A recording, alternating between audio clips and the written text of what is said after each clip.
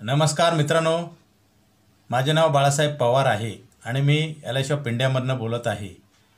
मित्रांनो, प्रत्येक माणसाला जीवनामध्ये सतत पैसे लागत असतात। पैशाशिवाय माणूस जगू शकत नाही आणि पैशाचं मोठं ॲग्रीमेंट LIC ऑफ इंडियामध्येच मिळतं।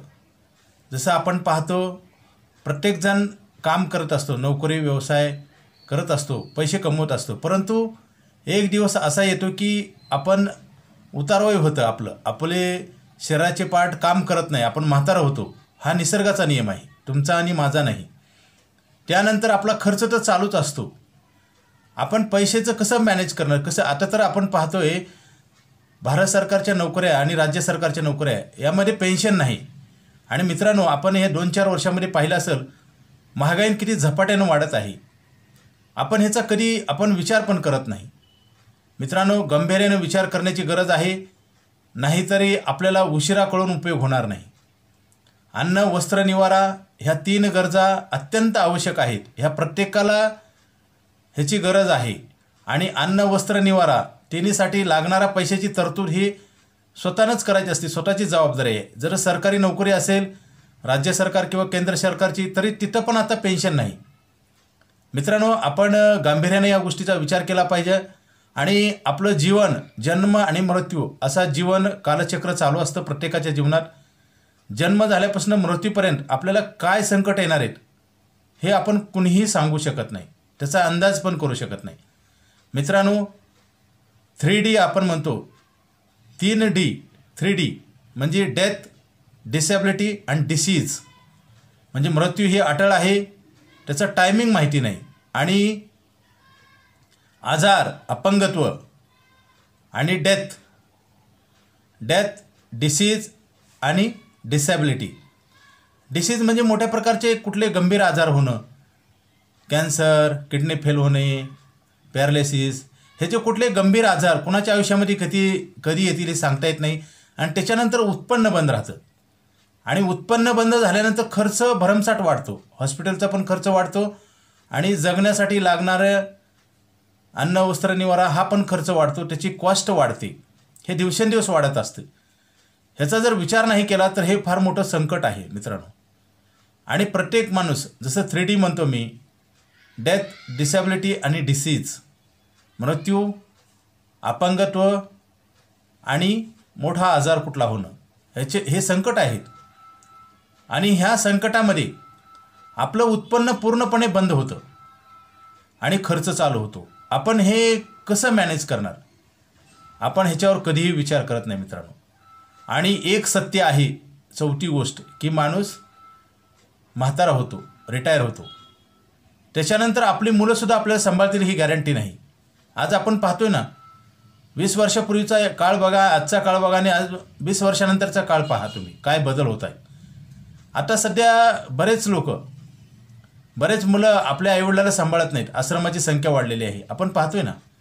हे चित्र भयानक आहे मित्रांनो।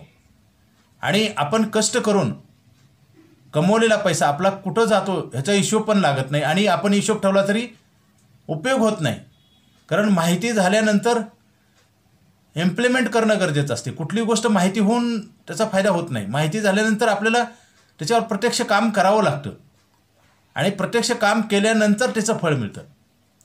जसं कुठली गोष्ट मनात आली, व्हिज्युअलायझेशन आपण करतो, मनात येते, आणि मनात आल्यानंतर ती गोष्ट प्रत्यक्षात वास्तवात आणण्यासाठी आपल्याला खूप मोठं प्लॅनिंग करावं लागतं, मेहनत घ्यावं लागते, आणि कंटिन्युटी ठेवावं लागते। तसं जर नाही केलं तर माहिती होऊन सुद्धा उपयोग होत नाही। म्हणून आपल्याला पैसा लागणार आहे, आपण पैसे कमवत आहेत, आणि आपलं वय हळूहळू हे कमी होतं आहे। हे निसर्गाचा नियम आहे, तुमचा माझा नाही। निसर्गाच्या चक्रामध्ये प्रत्येक माणूस हा म्हातारा होत चाललेला आहे, आणि जर लक्ष नाही दिलं तर पैसे कमवून आपल्याला वाईट वेळ येते मित्रांनो।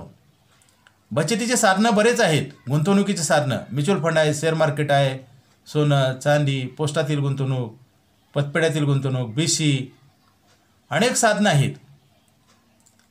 प्रत्येक जमीन, घर, जागा ह्याच्यामध्ये आपण प्रत्येकजण, बरेच व्यक्ती पैसे गुंतवतात। गुंतवणूक करू नये असं नाही, वाईट असं नाही, पण मित्रांनो गॅरंटी नसते, आणि आपण जेवढे पैसे गुंतवतो तेवढीच ते गॅरंटी मिळत असते। जसं 40 लाखाचा फ्लॅट घेतला तर 40 लाख दिल्याशिवाय आपल्याला ती वस्तू ताब्यात मिळत नाही. परंतु LICमध्ये तुम्ही 40 लाखाची पॉलिसी करायची असेल तर 5,000 रुपये दिले तर तुम्हाला 40 लाखाची पॉलिसी मिळते.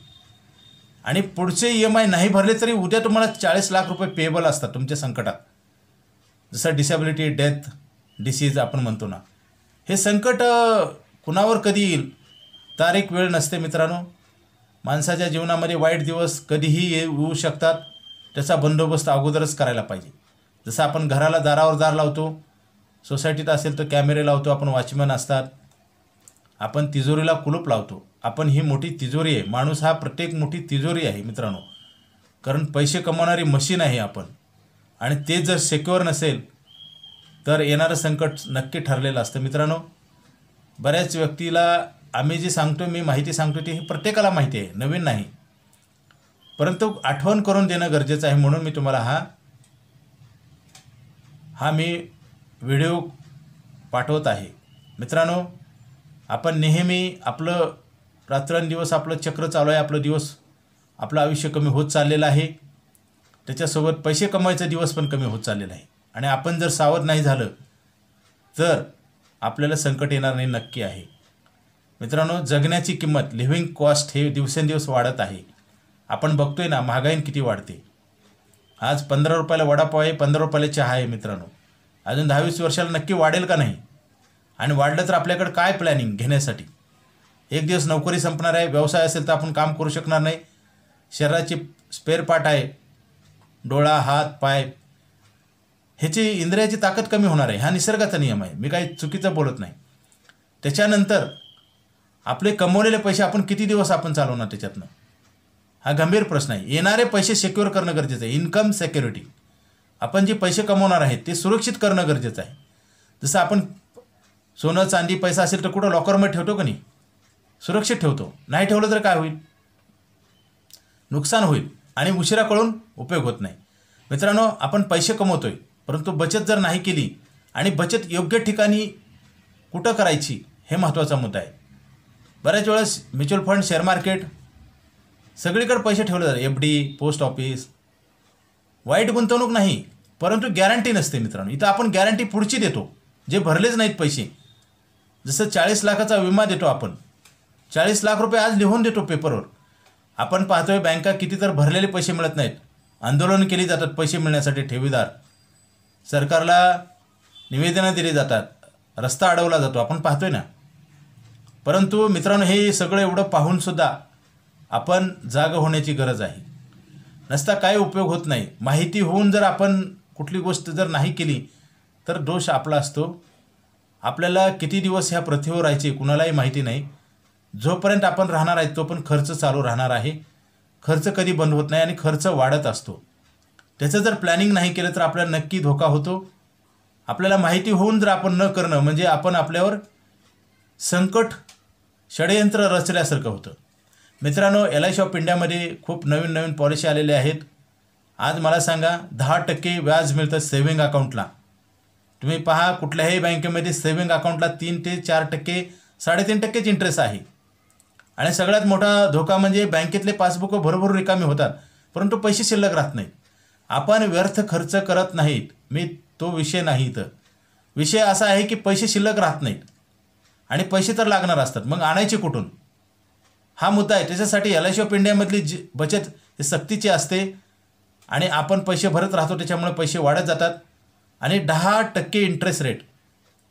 मला सांगा, 10-20 वर्षापूर्वी आपल्या भारतामध्ये 14%, 12% व्याजदर होता. आज किती आहे पहा. अजून 20 वर्षानंतर किती होईल? 1-2% होईल. कारण देश ज्यावेळेस प्रगती करतो, डेव्हलप कंट्री होतो, त्यावेळेस व्याजदर कमी खूप होतात. तुम्ही उदाहरण पहा, अमेरिका, जपान, जे प्रगत राष्ट्र आहेत त्यांचा व्याजदर पहा, तुमच्या लक्षात येईल. भारत पण प्रगती करतोय आणि भारताचा पण व्याजदर फार कमी होणार आणि 1-2% येऊन जाणार. त्यावेळेस LIC ऑफ इंडिया तुम्हाला 10% देणार आहे. Life time tax free, life time आयुष्यभर तुम्हाला इन्कम देणार आहे 10%. आणि प्रीमियम फक्त 5 वर्ष भरायचं आहे. मित्रांनो, शॉर्ट टर्ममध्ये लॉंग टर्म गॅरंटी असं फक्त LIC ऑफ इंडिया देऊ शकते, दुसरं कोणीही देऊ शकणार नाही. आज आपण बँकेमध्ये FD करायला गेलो तर 20-25 वर्षाची FD मिळत नाही. तुम्ही बघा जाऊन, ते उलटं सांगतात. देता येत नसले तर ते काय सांगतात, 5-5 वर्षाला तेच पैसे करा. आपल्याला वेगळ्या मार्गाने सांगितलं जातं, कारण त्यांच्याकडे तसं अवेलेबिलिटी नसते. कारण मार्केट चेंज होतं, त्याच्यामुळे कुणीही लाँग टर्म गॅरंटी देत नाही. परंतु मित्रांनो, LIC ऑफ इंडिया आपल्याला लाँग टर्म गॅरंटी देते. आपल्याला 10% आयुष्यभर पैसे मिळणार आहेत. आणि इन्शुरन्स पण मित्रांनो, आपल्याला पैसा लागणार असतो आणि त्याचं जर प्लॅनिंग केलं तर आपल्याला नक्की सुखी दिवस येतील. नाहीतरी जसं पाऊस 4च महिने पडतो, त्याच्यात पण काही दिवस पडत नसतो, परंतु आपल्याला पाणी वर्षभर लागतं. आपण धरणं मोठी मोठी बांधून पाणी अडवतो का नाही? त्याच्यामुळे मोठमोठी शहरं, मुंबई, पुणे, कलकत्ता, मद्रास, हे मोठे मोठे भारतातले शहरं आहेत ना, त्यांना पाणी पुरण्यासाठी मोठे मोठे डॅम बांधलेत. हे कशासाठी बांधलेत? कारण पाणी तर वर्षभर लागतं, 12 महिने, परंतु पावसाळा फक्त 4 महिने असतो, त्याच्यात पण 4 महिने पडत नाही. तसं धरणाची दारं जर आपण पावसाळा संपल्यावर जर अडवली तर काय होईल? पाणी प्यायला मिळणार. तसंच आहे मित्रांनो, तुम्ही आज जे पैसे कमवताय, एक दिवस म्हातार होणार, त्यानंतर काय होईल? परिस्थिती पहा. साध्या गोष्टी आहेत, विचार करण्याची गरज आहे. जसं शेतकरी पेरणी करतो, का करतो? धान्य वाढवण्यासाठी. त्याला कसली गॅरंटी नसते मित्रांनो, किती भाव लागेल, किती धान्य निघेल. कधी कधी ओला कोरडा दुष्काळ पडतो, तरी तो पेरणी करतो, आशावादी आहे. तो कधी पेरणी न करता थांबवत नाही. परंतु जसं आपण मुलांना शाळेत पाठवतो, कॉलेजला पाठवतो, पासची गॅरंटी असते का? नोकरीची गॅरंटी असते का? मग का करतो आपण? जसं रुग्ण एखादा ट्रीटमेंट घेतो, का घेतो? त्याला गॅरंटी डॉक्टरला जर गॅरंटी मागितली तर तो ट्रीटमेंटच देणार नाही डॉक्टर. मित्रांनो, ह्या छोट्या छोट्या गोष्टी आहेत. जसं घराला आपण कुलूप लावतो, दार लावतो, गोदरेजचं कुलूप लावतो, दारावर दार लावतो, कॅमेरे लावतो, वॉचमॅन ठेवतो. कशासाठी? सिक्युरिटी. माणूस हा पैसे कमवणारा निसर्गातला व्यक्ती आहे आणि त्याची जर सिक्युरिटी आपल्याला मिळत असेल तर आपण का घेऊ नये? आणि ही सिक्युरिटी आपल्या सेव्हिंगच्या माध्यमातून मिळते, बचतीच्या माध्यमातून. आणि बचतीवर 2-3% बँकेमध्ये व्याज मिळतं, आपण 10% देतो आणि इन्शुरन्स पण देतो. ही सुवर्ण संधी सोडू नका. थोड्याच दिवसात हा प्लॅन बंद होणार आहे. मित्रांनो, संधी माणसाच्या आयुष्यात बार बार येत नसते. संधी आल्यानंतर त्याचं सोनं करायचं हे आपल्याच हातात असतं. आपण जर वेळ लावलात तर फक्त आपल्याला पश्चाताप होईल आणि चिंता करावं लागेल आणि त्या फायद्यापासून आपण वंचित होतो. जसं एखाद्या विद्यार्थ्यानं अभ्यास नाही केला चांगला तर काय होईल? मार्क कमी पडतील, कुठं ॲडमिशनला चांगल्या कॉलेजला ॲडमिशन मिळणार नाही, नोकरी पण जाऊ शकते आणि त्याचं जे वाईट परिणाम आहे आयुष्यावर भोगावे लागतात. मित्रांनो, तसंच आहे. तुम्हाला एवढं सांगण्याचं एकच आहे, भारतामध्ये आजसुद्धा पहा, भारताला स्वातंत्र्य मिळाले पण आर्थिकदृष्ट्या स्वातंत्र्य नाही मिळालेलं. कारण आजसुद्धा 74 ते 75% लोक निरक्षर आहेत. कारण पैशाच्या बाबतीत लोक निरक्षर आहेत. कारण फायनान्शियल प्लॅनिंग बऱ्याच व्यक्तीला माहिती पण नाही आणि केलं पण जात नाही. ही दुर्दैव आहे मित्रांनो. पैसे तर सगळेच कमवतात पण सगळ्याकडे पैसे राहत नाही. त्याचं कारण आहे कारण लिटरसी आहे, अज्ञान आहे, आर्थिकदृष्ट्या अज्ञान आहे. पैसे कमवले जातात आणि सहज खर्च केला जातो. खर्च वाढतो ऑटोमॅटिक. त्याला कंट्रोल करणं आपल्याच हातात असतं. मित्रांनो, काही संकटं जी येतात त्याला आपल्याला वेळ असतो त्याचं प्लॅनिंग करायला, परंतु त्या वेळेत जर नाही केलं तर परत संधी कधीच मिळत नाही आणि संकटात आपण सफर होतो आणि त्याचा फायदा दुसऱ्याला होतो. आजसुद्धा बँका, मी टीका करत नाही, बँकाचं काम काय आहे? ठेवी घेणे आणि कर्ज देणे. आज मला सांगा, FDला 5 ते 6% व्याजदर आहे आणि लोनला किती आहे? 10%, 8%. आपण पाहतोय ना काय होतं, पैसे आपण ठेवत नाही आणि ठेवले तर कुठं ठेवतो आपण? बँकेत. सेव्हिंग अकाउंट नाव आहे, सेव्हिंग अकाउंट. परंतु पैसे खरंच वाचतात का? पैसे राहत नाहीत. आपण व्यर्थ खर्च करत नाही परंतु पैसे शिल्लक राहत नाहीत आणि आपलं पैसे कमवायचं वय पण निघून जातं आणि नंतर आपल्याला खाडकन जाग येते. मित्रांनो, असं होऊ नये म्हणून हा व्हिडिओ कॉल रेकॉर्डिंग पाठवत आहे. मित्रांनो, तुम्ही लगेच फोन करा. माझा मोबाईल नंबर 9890468671. हा जर नाही लागला तर दुसरा एक नंबर आहे 9890768562. पवार बाळासाहेब. लाईफ टाईम पैसे मिळायचा प्लॅन आहे. लवकरात लवकर घ्या. फक्त 5 वर्षे भरायचे, आयुष्यभर इन्कम मिळणार आहे.